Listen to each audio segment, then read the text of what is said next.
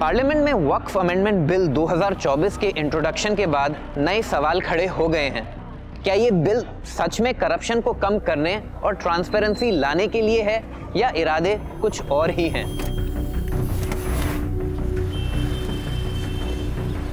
जब main stream media और सरकारी नैरेटिव ये कहता है कि वक्फ प्रॉपर्टीज का सिर्फ गलत इस्तेमाल हो रहा है,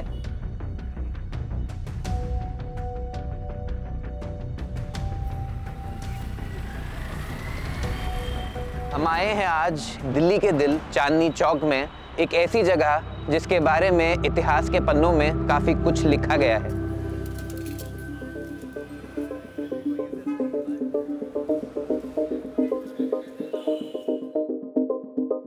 फतेहपुरी मस्जिद, जो सिर्फ एक इबादतगाह ही नहीं बल्कि वक्फ की विरासत और भरोसे की मिसाल है। ये सिर्फ एक फील्ड रिपोर्ट ही नहीं, एक कोशिश है तस्वीर के दूसरे पहलू को समझने की। फतेहपुरी मस्जिद मुगल बादशाह शाहजहां की बेगम फतेहपुरी बेगम ने लगभग 375 साल पहले 1650 में बनवाई थी।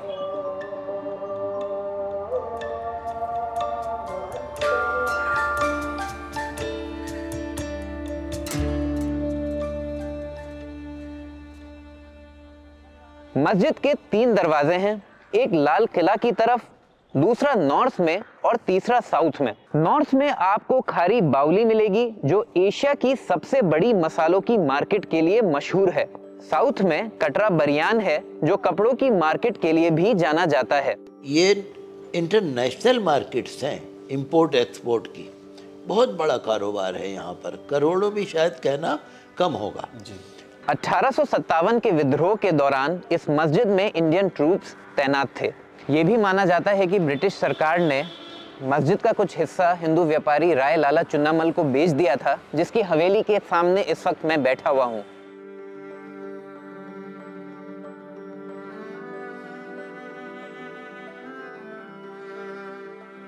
बाद में सरकार ने 4 गांव के बदले मस्जिद को वापस खरीदा और 1877 में मस्जिद मुसलमानों को लौटा दी गई। इस मस्जिद के कोर्टयार्ड में 20 से ज्यादा इस्लामिक स्कॉलर्स की कब्रें हैं, जिसमें हजरत ननू शाह, मुफ्ती मोहम्मद मजहरुल्लाह शाह और मौलाना मोहम्मद अहमद जैसे बड़े नाम शामिल हैं।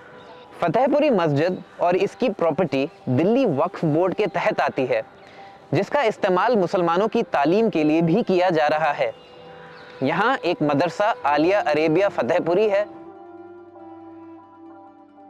मदरसा देखिए सन 47 से पहले, काफ़ी पहले का है। इस मदरसे में फ़िलहाल लगभग 100 स्टूडेंट्स इस्लामिक तालीम हासिल कर रहे हैं।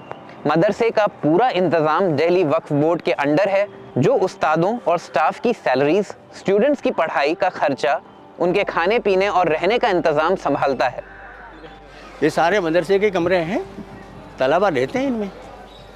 कोरोना से पहले यानी लगभग 4 साल पहले तक यहाँ पढ़ने वाले स्टूडेंट्स को हर महीने 1000 रुपये का वजीफा यानी स्कॉलरशिप भी दिया जाता था।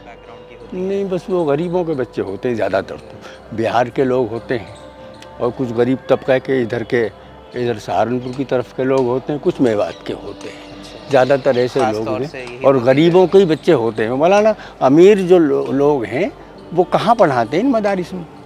यहाँ एक लाइब्रेरी भी है, इसे फतेहपुरी इस्लामिक लाइब्रेरी के नाम से जाना जाता है।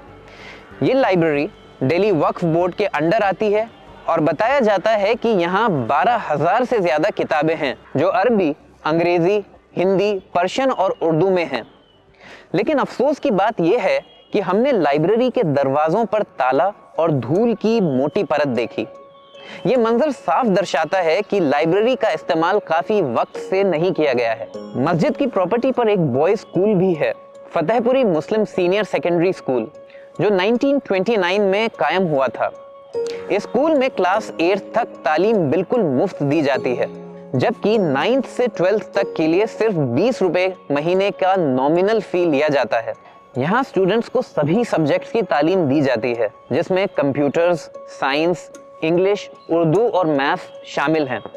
फिलहाल इस स्कूल में लगभग 500 स्टूडेंट्स तालीम हासिल कर रहे हैं।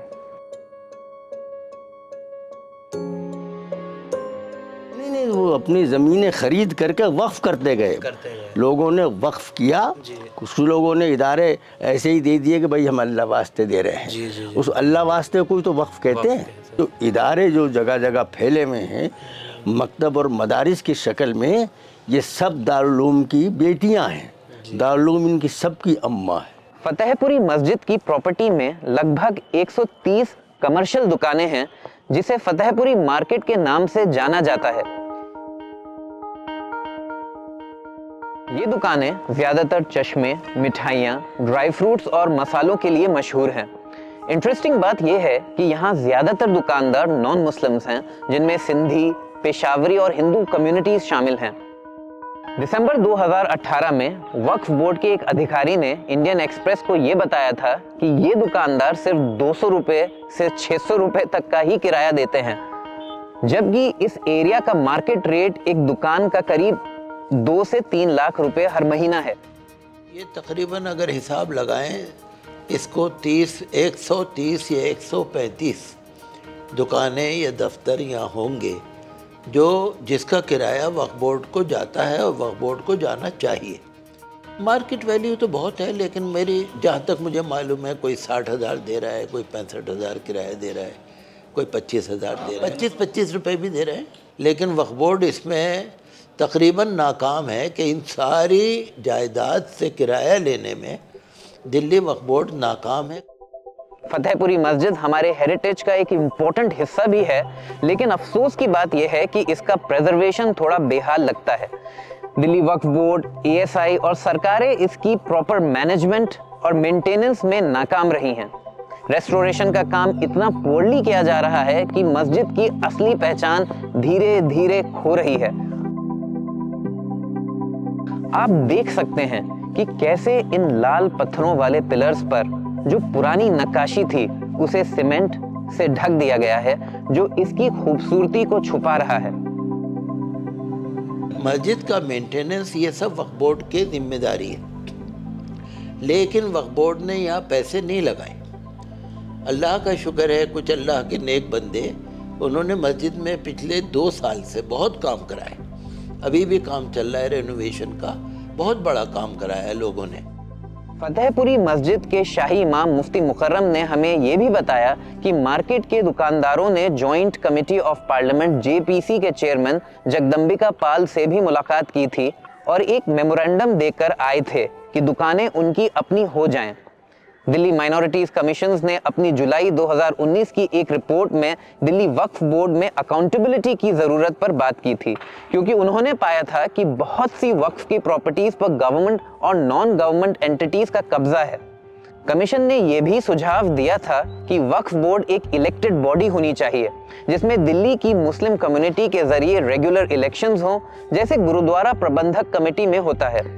इसके अलावा ये भी कहा गया कि बोर्ड को एक मैंडेटरी एनुअल रिपोर्ट पब्लिश करनी चाहिए और एक इंडिपेंडेंट कमेटी को वक्फ बोर्ड के फाइनेंसेस और प्रॉपर्टीज का एनुअल ऑडिट करना चाहिए। अगर वो वक्फ एंड मस्जिद प्रबंधक कमेटी बनती है, मैं ये नहीं लगता कि बड़ा आसान है, लेकिन इसका मुतालबा करना चाहिए कि अगर सिखों के लिए हो सकता है तो वो हमारे लिए भी हो सकता है। और इस तरह से वो मुस्लिम कम्युनिटी के हाथ में आएगा तो यकीनन ऐसे लोग आएंगे जो उसको सही रास्ते पे चलाएंगे। जैसा कि हमने पाया, फतेहपुरी मस्जिद एक मिसाल है कि जब वक्फ प्रॉपर्टीज का सही इस्तेमाल हो तो ये कम्युनिटी की तरक्की का मजबूत जरिया बन सकता है। अगर मौजूदा वक्फ कानून के तहत एनक्रोचमेंट्स को हटाया जाए, किराए सही तौर पर वसूल किए जाएं और इन वक्फ प्रॉपर्टीज का प्रोडक्टिव इस्तेमाल किया जाए तो ये मुसलमानों के सोशल वेलफेयर के लिए मील का पत्थर साबित होगा। लेकिन नया 2024 वक्फ अमेंडमेंट बिल इन उम्मीदों पर पानी फेरने का खतरा पैदा कर रहा है। लाखों एकर्स वक्फ की प्रॉपर्टी सिर्फ जमीनों के टुकड़े नहीं, बल्कि एक कौम की नई तकदीर लिखने का जरिया भी हो सकती हैं। सिर्फ फतेहपुरी मस्जिद की जायदाद इतनी है, अगर सही तरह से इससे फ़ायदा उठा लिया जाए, मैं समझता हूँ पूरा दिल्ली वक्फ बोर्ड का खर्चा चल जाएगा इससे। ज़रूरत यह है कि गवर्नमेंट इन वक्फ की प्रॉपर्टीज़ का सही इस्तेमाल हिंदुस्तान की हाशिए पर पड़ी एक बड़ी आबादी मुसलमानों के बेहतर मुस्तकबिल के लिए होने दे।